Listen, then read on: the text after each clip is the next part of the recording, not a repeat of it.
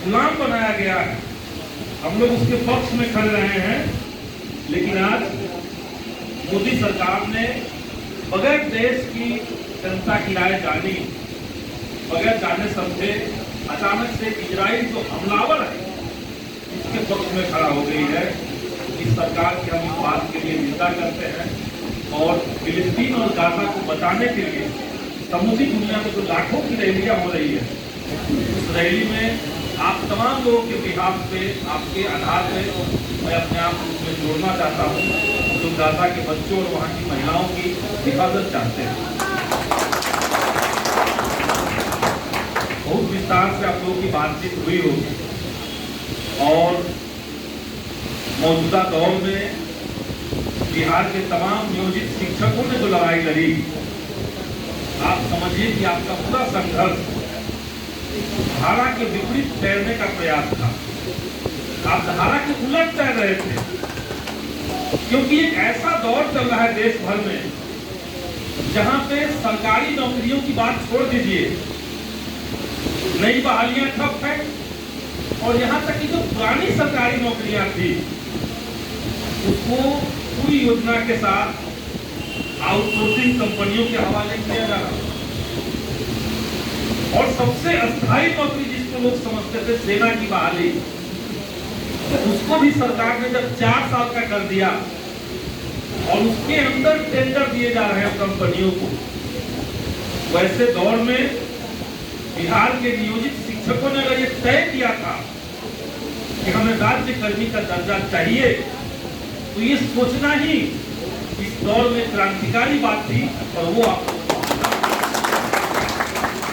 क्योंकि आप देख लीजिए देश भर में जब शिक्षा के ऊपर हमला होगा तो ना तो छात्रों का कोई कल्याण और न ही शिक्षकों का उसमें कोई कल्याण हो सकता है। ऐसी ऐसी नीतियां बन रही है और दुर्भाग्य तो देश का हम मानते हैं कि सत्ता चलाने की जिम्मेदारी जिन लोगों को मिली है उनके साथ एक शर्त लगा हुआ है कि उनकी विचारधारा को अगर आपको समझना है, अगर आपको भाजपा की विचारधारा से सहमत होना है, तब पढ़ने लिखने की जरूरत नहीं है। अनपढ़ रहिए, मध्ययुगीन सोच में जुड़े रहिए, कोई आधुनिक मूल्यों की बात मत कीजिए, तर्क की बात मत कीजिए। तर्क की बात करेंगे तो उनकी राजनीति आप समझ कैसे पाएंगे। तो ये देश का दुर्भाग्य है कि सत्ता में ऐसे लोग बैठे हैं जिसकी विचारधारा के प्रसार के लिए, जिनकी विचारधारा जनता स्वीकार करे, इस बात के लिए जरूरी हो जाए कि बच्चे जो है वो शिक्षित न हो। और इसीलिए जब जब ये सरकार में आए हैं, पहली बार नहीं हो रहा, 2020 में जो शिक्षा नीति बनी है, नई शिक्षा नीति, सरकार को अरबों रुपए खर्च कर रही इस बात के लिए कि नई शिक्षा नीति का तारीफ कैसे जनता में चला जाए। लेकिन जो जनता शिक्षा से जुड़ी हुई है उनको नई शिक्षा नीति के माध्यम से साफ साफ दिख रहा है कि समाज के एक बहुत बड़े हिस्से को शिक्षा से बेदखल करने की तारीफ करने लगी है। एक उदाहरण आपको हम बता रहे हैं कि नई शिक्षा नीति 2020, एक तो कोरोना के टाइम पे वो शिक्षा नीति आई थी और उसके आने के बाद हमने देखा कि ग्रेजुएशन करने का जो फीस अभी तक 6,500 रुपए लगता था, 3 साल का फीस। नई शिक्षा नीति आ गया, विश्वविद्यालयों के अंदर 4 ईयर अंडर ग्रेजुएट प्रोग्राम, 4 साल का ग्रेजुएशन का कोर्स लागू हो गया और पटना विश्वविद्यालय जिसका पहले फीस ग्रेजुएशन का कुल मिलाकर के 6,500 था, उसका बढ़कर के हो गया 40,000 एक बार।